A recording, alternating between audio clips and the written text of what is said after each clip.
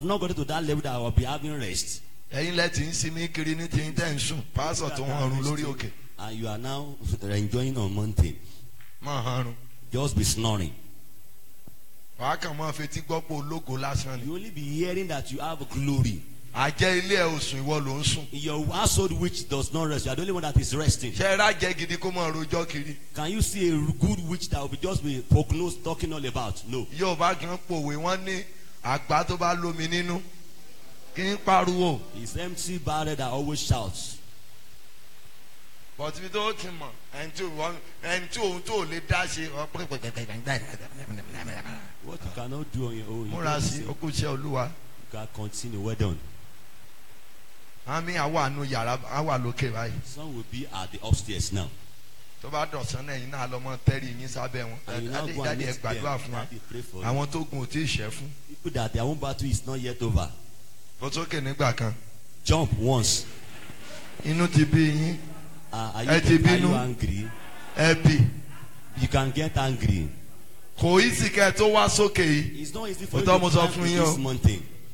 kò í sì. It is not easy. ẹlòmíì yín yáwó mọ́tò débi ni. Some borrow kó transport dẹ̀ tún fee. délé kó dẹ̀ tún padà sílé bẹ́ẹ̀. And you still want to wàá go wá back lóò the ti same. gun gbogbo àwọn orí òkè pé kò sí ìyanu bó ní ìyanu ṣe fẹ́ wà. You now say you have gone to many bó mountains. débi without tó ń lọ tó mọ nǹkan tó ń ṣe ní kíákíá.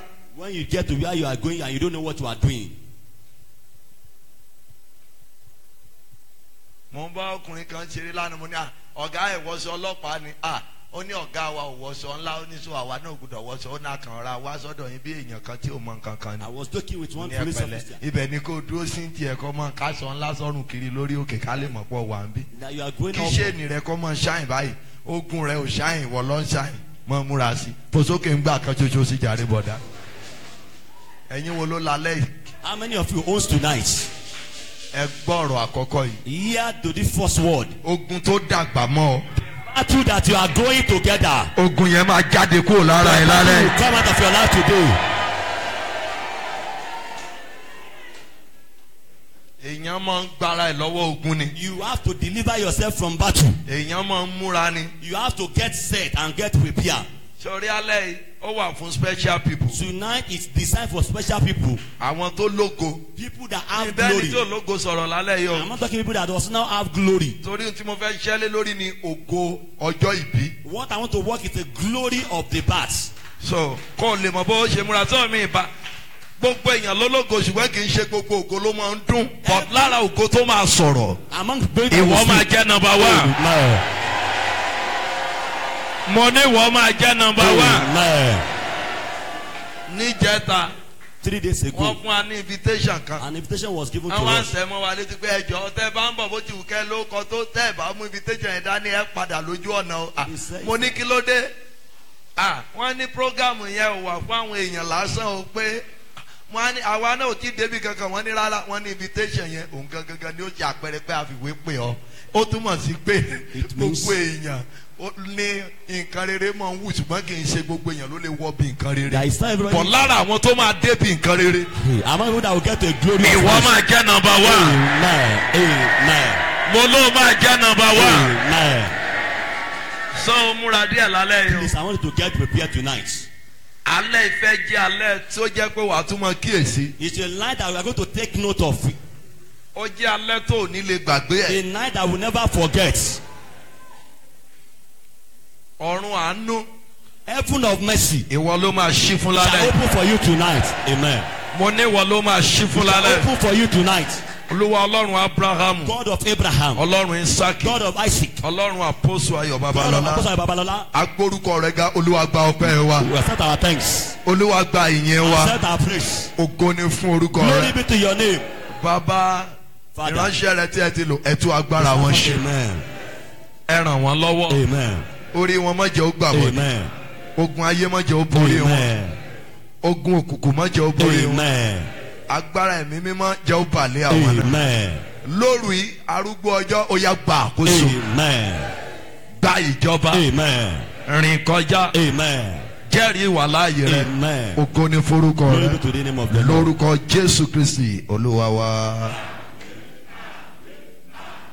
ẹ sáré jókòó. Sit down quickly. ṣe rálẹ̀ Tonight, tí bá ti sọ̀rọ̀ tán Ìjọba yí gbogbo bí àwọn brọ́dà rẹ̀ kan wà. Ìpàdé obìnrin ilé náà ṣe kiri. There are some people outside. Kọ́mọ́ di pé nǹkan ní nǹkan náà máa wá kiri. Ntọ́ àdúrà bá ti ń lọ tó bá ti ń rìn kiri. Ó túmọ̀ sí pé ó ní nǹkan kan tó ibi kan ló fẹ́ ṣe. When there is prayer is going on and you are walking about, it means you want to have another evil agenda. So kì í ṣe àwọn obìnrin yẹn nìkan gan ló yẹ ká máa lé nìkan bọ́ọ̀lẹ̀. Not only Ó yẹ ká máa women. lé ẹ̀yìn ọkùnrin kan gan náà bọ́ọ̀lẹ̀. Tí ilé ti sún. Ẹ kàn wá ń forí òkè dọ́gbọ́n ni. You are just resting at a mountain. You are tired of home.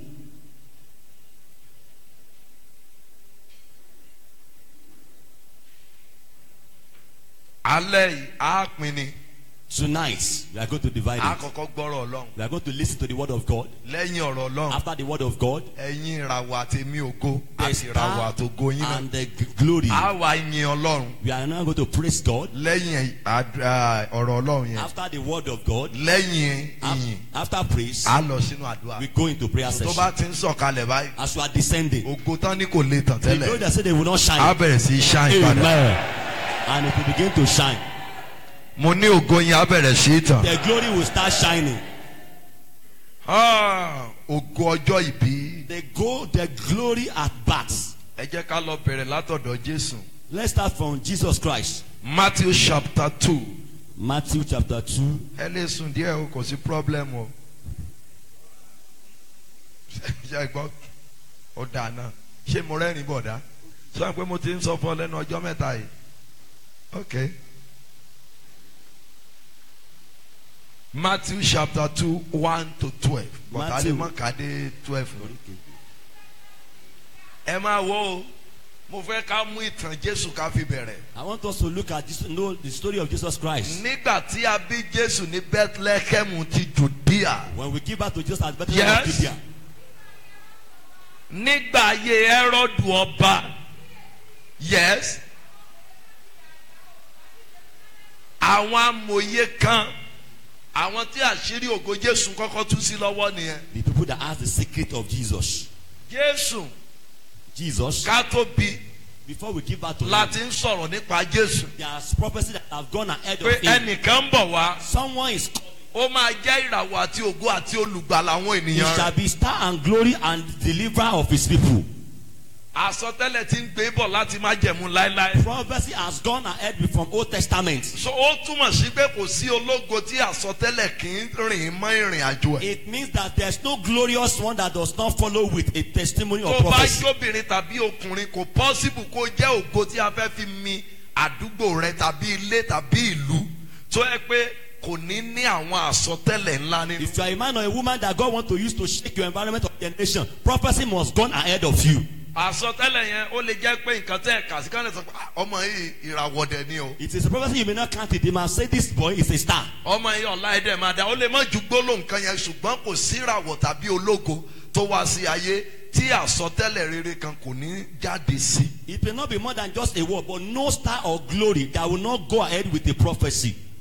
Ṣùgbọ́n téèyàn bá wá rìn láì lé àwọn prophecy tàbí àwọn oríṣiríṣi nǹkan tó sọ nípa ẹ̀ kó wá gba kámú pé wọ́n ti kúkú sọ pé ológo ni mí oníràwọ̀ ni mí wàá expire ògo yẹn á dẹ̀ máa ṣàìsàn. But if you decide to rely on what they have said and you are not making preparation, you will be weak and the glory will seek. Ṣé èèyàn bá lógo tàbí ràwọ̀ ohunkóhun tó lè ní nínú méjèèjì ògo àti ràwọ̀ the same thing. If you have glory or star, glory and star, they are the same. Tó o bá jẹ́ ọ̀lẹ wàá rí pé ògo yẹn etí lò ákàn máa fi gbọ́ kò kàn ní nítumọ̀. If you are a lazy type, you only be hearing that you have glory. It will not have meaning. Wàá máa fetí gbọ́ wàá máa fetí gbọ́ wàá máa fetí gbọ́ mo lógo ọmọ ológo ni mí wàá máa ṣakọ pẹ̀lú ògo yẹn wàá máa ṣakọ at the end of the day wàá kàn rí pé ògo yẹn téèyàn bá múra inú ibojì ló máa bá. You will just be hearing of that glory and you will be going about that I have glory. But at the end of the day, the glory can be wasted in the grave. Jésù mọ̀ pé òun lógo. Jesus knew that he has glory, Ṣùgbọ́n ó múra sí ògo yẹn. but he prepared and ready for the glory.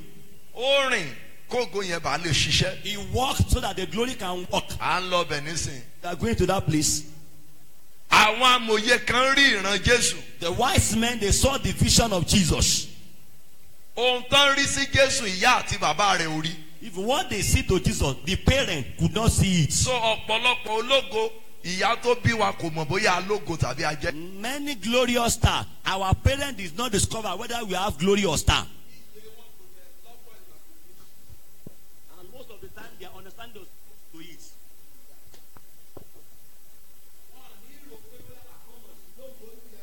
They will not think that this one you have glory. They will not understand it. Many mother does not have Holy Spirit. Doesn't have spirit of darkness. There are some women, they don't have spirit of darkness, they don't have Holy Spirit.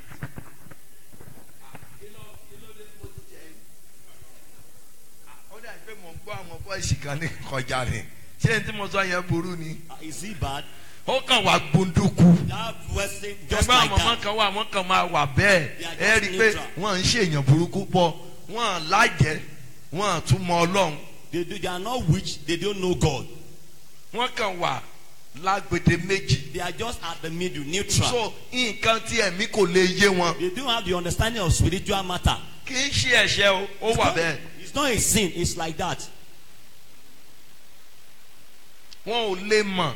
They can't discover. So tó bá wá jẹ́ pé ìyá mìíràn wàá rí i pé irú ẹni bẹ́ẹ̀ kò lè ṣe ọ́ níbi kò dẹ̀ ní lè ràn ọ́ lọ́wọ́ pé dandan kó o múra. Wàá rí irú ìyá bẹ́ẹ̀ ó lè máa sọ fún ọmọ 17 years pé ọmọ tí Rónkẹ́ ọmọ tí tó kọ ọmọ kọ alẹ́ bẹ́ẹ̀. Such women cannot harm you, they cannot help you. Like a child of 17 years, they say you have to bring husband home at the age of 17. Ọmọ tí ń dàgbà náà bẹ́ẹ̀. You are now mature already. Kò tí ì lọ sí secondary school tán o. He's in secondary school. Ṣé ẹ̀ pé kò lè ríran ògo sí ọmọ rẹ̀? Can I see the glory Kì í of ṣe vision? nǹkan tó yẹ kó sọ nìyẹn. She's not saying the right thing. Bọ̀dọ̀ kan wò pé téèyàn náà wàá gbọ́ kéèyàn bá ti ayé èèyàn máa ń bímọ ni o. Somebody comes to Ẹ̀gbọ́n sẹ́wọ̀n nìkan lèèyàn máa ń bí láyé. is the only child you comes to give birth in the world.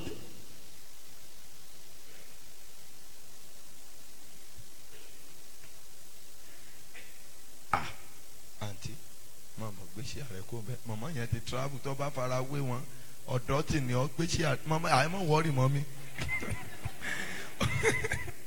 Orin kan wà orin ẹ máa tẹ̀síwájú màmá ẹni bá sọ fún ẹ kẹ ẹ má tẹ̀síwájú ní tẹ́ bẹ̀rẹ̀ yẹn ẹni yẹn ò serious ìwọ ni mo rí bá sọ̀rọ̀ ń tiẹ̀ gbèsè ààrẹ sáádà kọ́ lọ bìkan bí ẹ kọ́ ra wábì kan dúró síbẹ̀ yẹn kọ́ ra mọ́ gbọ́ wa díẹ̀díẹ̀ àwọn màmá ti bá débì kan ti wọn láwọn tó ṣe ìjókòó wọn ti sáré travel wọn tètè fẹ́ padà mo ní kò ní ìdí. I said there is no need for that. kán máa tẹ̀ wájú. You can progress. bọ̀n tí mo fẹ́ kẹ́ mọ̀ ní pé wọ́n ń pe ọkùnrin lájẹ́. They can not call a man a kán tó witch. pe ọkùnrin lájẹ́. Before they can call a ọ̀nà man a máa witch, jìn o. they would have gone far. ẹ mọ ìṣòro kan wà fún àwọn obìnrin gbogbo obìnrin ni o. That's the particular problem for all women. kí ọkọ rẹ If kó your dìdí husband- jẹ́ pé nǹkan lórí rẹ̀ burú láti bẹ̀rẹ̀ pẹ̀pẹ̀ wá kọjú ológogoro kó tó fẹ́ sórí táyé ò bá dáa kò sọ́dọ̀ wòlíì tí ọkùnrin máa dé wá ní in Jesus name ọkọ rẹ̀ ńkọ́ àbí ìyàwó rẹ̀ ńkọ́ Yes, your wife. ó ṣòro kóbìnrin tó lọ gbàdúrà kán béèrè pé ọkọ rẹ̀ ńkọ́ It's very hard for a woman to go and pray. sọtọ́ for bá her. débẹ̀ táyé ẹ̀ bá dáa If it's wọ́n á not sọ pé ó okay. lọ́wọ́ ìyàwó rẹ̀ nínú táyé rẹ̀ ò bá sì tún dáa wọ́n á sọ pé ó láyé ìyàwó rẹ̀ nínú ẹgbọ́n sóbìnrin ló jẹ̀bi. Is the woman that is caused the cause of the problem? rárá o ìdí tó yẹ kẹ́yìn obìnrin máa múra lọ́pọ̀ ìgbà nìyẹn o. That is why most of the time women have to prepare and get ready.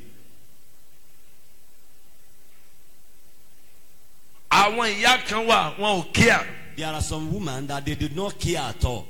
bóyá ayé ọmọ kan dáa bóyá kò dáa kì í ṣe ìbínú It's not ibi the, tágbára wọn gbé. that is their capacity and àwọn their màmá kan level. wà mí báyìí There are torí some ọmọ women, náà ṣe wá kì í ṣe torí ara wọn. they are here because of their children, not because of their olúwa own jẹ́ personal káyé life. ọmọ mi ó dáa olúwa jẹ́ káyé ọmọ mi ó dáa olúwa jẹ́ káyé ọmọ mi ó dáa ibẹ̀ níyá mi kò lọ sínú ẹgbẹ́ àjẹ́ kò lọ sínú ẹgbẹ́ òkùnkùn bá ti rẹ́ bàdí ẹ̀jẹ̀ lánàá ó ti fẹ̀yìn lé kó tiẹ̀ tó jẹ́ tán gan oorun ti dé ó ti sùn lọ orúkọ ilé iṣẹ́ wọn ni Kasukaji Nigeria Enterprises kì í ṣe ẹ̀ṣẹ̀ ntágbára wọn gbé ni wọ́n ń ṣe. That is what their capacity can cope. so tó wá dọ̀la irú wọn ò lè expect kọ́ ọmọ wa ra mọ́tò fún wọn. They cannot expect their children to come and buy car for them. ìdí ni pé wọn ò ṣe iṣẹ́ yẹn But they don't work for it. wọn ò dẹ̀ mọ̀ nípa ẹ̀. And they don't know how to do it. so bí ìyá ò bá wá mọ̀ nípa ẹ̀ tán bá wá ń sọ fún ọ pé wọ́n lógo tí ìyá rẹ̀ ò sújà. mo ń sọ fún ọ̀gá mi kan lálẹ́ yìí. I was telling a man mo ní yesterday. ọjọ́ tí n bá bá ọkùnrin kan pàdé tó wá sọ pé torí pé òun ò gbé lọ́dọ̀ ìyá òun àti bàbá òun láyé òun ò ṣe dáa. mo ní tí n bá mọ̀ pé ọ̀dọ́ bíi tèmi ní ìgbájúmọ̀ àkọ́kọ́ fi dá lómi ò ní kọ́kọ́ gbàdúrà fún pé ẹ sà it's because of I don't stay with my mother that is the reason my life is dúró sójú kan. Èpè máa kọ́kọ́ fà lé lórí náà. First of all, slap the person. àwọn kan ò gbé lọ́dọ̀ ìyá wọn rí ayé wọn dẹ̀ dáa. They are not stable with their parents and their life is meaningful. táàkàn ní ìrírí pé ìyá pé wọ́n ẹlòmíì ò mọ ìyá ẹ̀. Some they cannot recognize their mother. ẹlòmíì mọ ìyá ọ̀dọ̀ ẹlòmíì ló gbé títí tó fi dàgbà. Some recognize their mother but they live with the relative till they grow.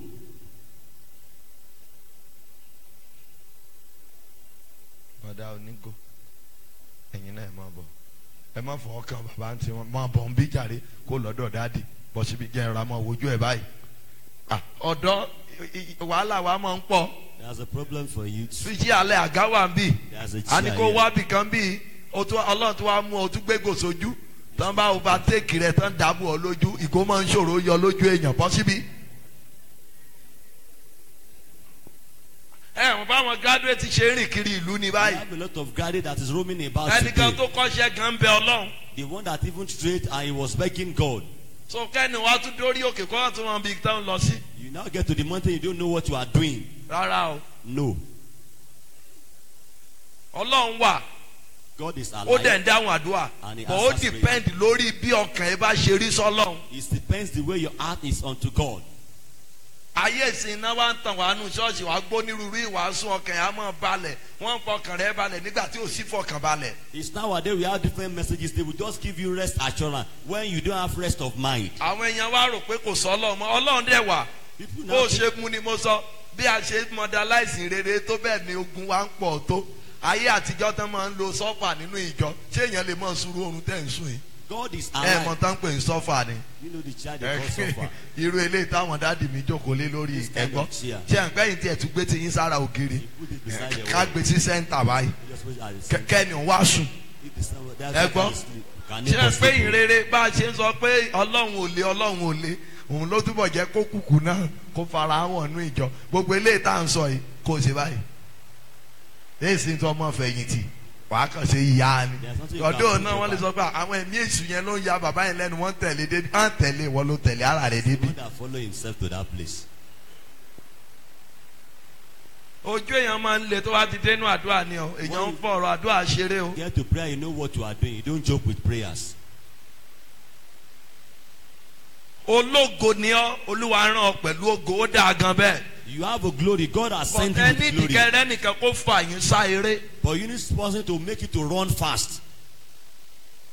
kó rẹ́ nìkan kó fà ọ́ sá You eré need gan. someone that will push you for you to run.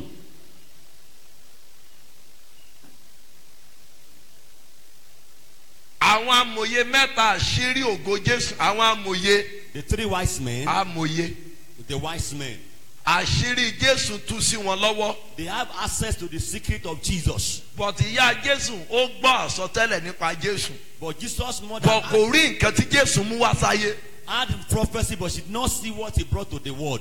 kò dẹ̀ mọ̀ pé inú ayé ogun ìdílé jẹ́ kéèyàn ó bí ọmọ má jẹ́ kéèyàn ó dàgbà ló ń bí Jésù sí. She never knew that she gave birth to Jesus where they allow you to give birth to the child, but they will not allow the child to grow or to see the future of that child. ibi tán bí Jésù sí ibẹ̀ wọn ò ń fetí gbọ́ pé kéèyàn kan fẹ́ ga ju èèyàn lọ. Where they give birth to Jesus, they never heard that somebody want to grow above another person. rárá o No. àwọn nìkan náà fẹ́ gòkè They want to dominate and want to get to the top alone. wọn fẹ́ kẹ́lòmíì kó dìde They don't want another person to rise. wọn dẹ̀ ń wo pé àkọ́mọ yìí tó lè jọba. They don't think before this child can become a king. ó kéré tán ọmọ wo ló kéré jù nínú Bíbélì tó jọba. The youngest person in the Bible. Josiah ọmọ ọdún mélòó ni How old? ó lò 7 years. Only 7 years. ok kátẹ̀ wá sọ pé Jésù fẹ́ dàbí Josiah Jesus want to be like Josiah. at least ó mọ pàpà lu ọdún méje He náà still used like 7 years. kó tó lè and then Josiah kí ni ìdítọ́ba gan fi kan Why jẹ́ did rò he pé come? látọ̀run wá bẹ́ẹ̀ náà You see ni that they ordained ẹ him mọ̀ from bóyá heaven. èèyàn ló tán nídìílé wọn. And eventually there is nobody in their lineage to be a king again. pé tí o bá sí yẹn yìí bá kù náà láàmú. When there is no someone, they will look for another person to fill the vacuum. So ọdún méje. 7 years. Ó yẹ kí ọdún méje yẹn. That's Ó 7 yẹ kó years. ní nǹkan ṣe kọ́ba yẹn rò ká kí ọmọ yìí tó lè jọba. Ó yẹ kó pé ọdún méje. Ọdún méje pẹ̀lú tèmi. Ó ṣeé ṣe kí ọba yẹn ti dàgbà díẹ̀ sí.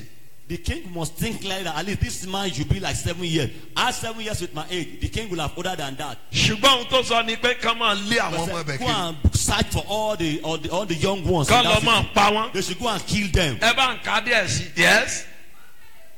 Yes.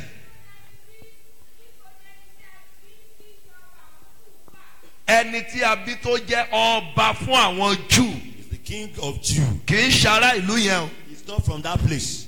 Ṣùgbọ́n wọ́n ti rí i pé a bí Jésù bí ọba. But they gave birth to Jesus as a king. Ọ̀pọ̀lọpọ̀ yín náà la bí bí ọba lónìí. Many are born as a king today. Ṣùgbọ́n ẹ̀ ń gbé ayé ẹrú. But you are living as a slave. Ó yẹ ibì kan wà tó yẹ kó wà. There's a place you ought to be. Ṣùgbọ́n agbára kan òjò débẹ̀. But there's a particular power hindering you Ọ̀rọ̀ to àṣẹ get àti there. májẹ̀mú ni. This is a word of authority. Ibi tó yẹ kó dé tán ni ò ní Where débẹ̀. you ought to be, that is Ẹni tó lò ní débẹ̀ the person yẹn. that say no way. Ẹni yẹn máa jáde láyé lójijì fún ọ. Suddenly. Amen. Ẹ jókòó. Please be seated. Àwọn ibì kan wà níwájú yín. There are places in front of you. Ibì kan náà wà níwájú mi. There are places in front of me. A máa gbàdúrà kan sí wọ́n ń pè nǹkan kan ní ogun àfàkókò ẹni ṣòfò. The battle that wastes one's time. Ìtakọ́ ló ti ń bá yàn wá. It does not come from outside.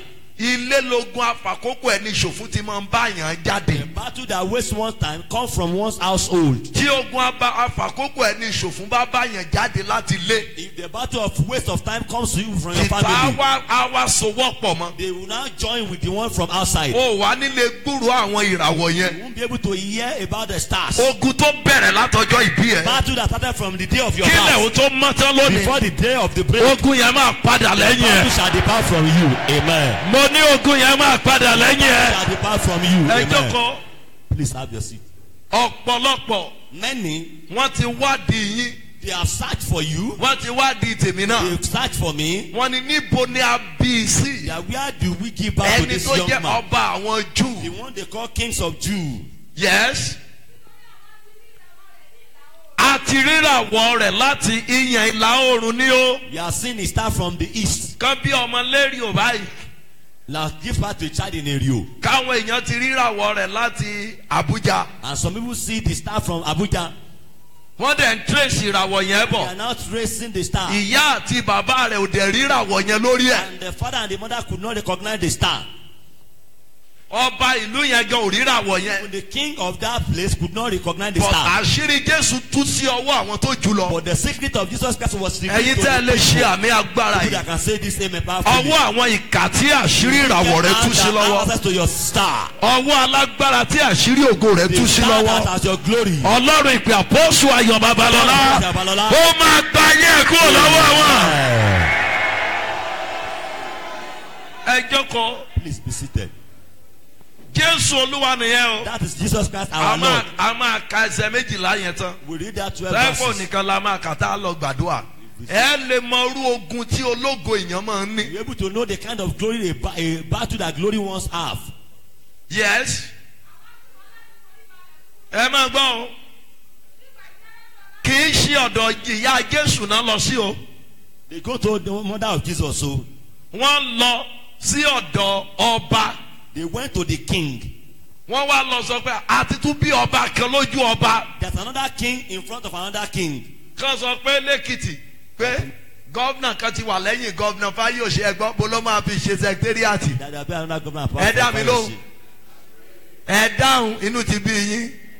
Kọ́gbà àmọ̀ ti ṣe election mìíràn Olúwa àmọ̀ ti gbé gọ́vnà kan dìde o yàtọ̀ sí gọ́vnà Fáyọ̀ṣe lọ́wọ́lọ́wọ́ báyìí. Ẹ gbọ́ ibi máa gbà. Security tó máa tẹ̀lé gan múra. The security that will follow the person will be prepared. Kẹ́nìkan sọ pé l'Abuja That's in Aso Rock Abuja. mi tó wà lẹ́yìn Aso Rock ti Buhari báyìí. That we have another Soroka from that president. Nísìnyí àti tún ní another president kí president wa wá jẹ́ méjì. And we now have two presidents in a nation. Abíọ́lá gan tó fún ara ẹ̀ pé èmi president lẹ́yìn president kí ló ṣẹlẹ̀ sí. wọ́n kó sínú gáló. Abiola that declared himself as a bó president. ṣe rí nínú bíbélì náà títí ń dò nínú yẹn o. Likewise in the Bible today. ìlú wo lẹ rí kọ́ bá pé méjìlá àfin. Is there any city or town that we have two kings in ṣe the palace? ẹ dárúkọ ìlú yẹn. Tell me the city or the town. ìjòyè lè pé 1 million. They can have many ṣùgbọ́n ọba but a king, ẹyọ kan ni o. you only one king. ẹyọ kan lọ́ba. Only one king. ẹyọ kan ṣoṣo. We only have only one king. lẹ́yìn ọba kan. After the king, ìjòyè lè pọ́ nírúurú. we have many entourage. wọ́n lọ sọ fún ọba pé ọba. They told the king, wọ́n ń béèrè lọ́wọ́ ẹni tí ò mọ nǹkan kan. they asked from someone that does not know anything. ẹjọ́ kábíyèsí kò ríra wọ̀ yẹn o. He did not see the star. ohun tó ṣe ń sọ òwe Yorùbá dá ń bẹ̀ yẹn. That's the adage of Yoruba in that. wọ́n ní adẹ́tẹ̀ ò lè fún wàrà o. That a bọ̀ ó leper lè dá wàrà dànù. cannot prepare milk, but he can scatter the milk. wọ́n lọ béèrè. ẹjọ́ bó la bí ọba sí ọba àwọn Júù. Where do we give back to the king of torí Jews? àwa fẹ́ lọ forí balẹ̀ We fún. want to go and give wọn ò him forí homage. balẹ̀ fún ọba They yẹn did tiẹ̀. not worship that king. ọwọ́ rẹ̀ náà ti ń béèrè. They only make an ọwọ́ inquiry. ìka ènìyàn tó ti béèrè rẹ. Wicked hand they've asked information about you. ọwọ́ ogun ilé bàbá tó ti The béèrè battle of rẹ. the fathers that they asked information Ọlọ́run about bá jẹ̀mú orí òkè you. All of yìí. this covenant of this ó country. máa gba ayé ẹ̀ lálẹ́ yìí o. Amen. ẹjọ́ kan Please be seated. wọ́n ń béèrè They make inquiry. olùgbàlà lọ́wọ́ ẹni tí ò fẹ́ ká bí olùgbàlà.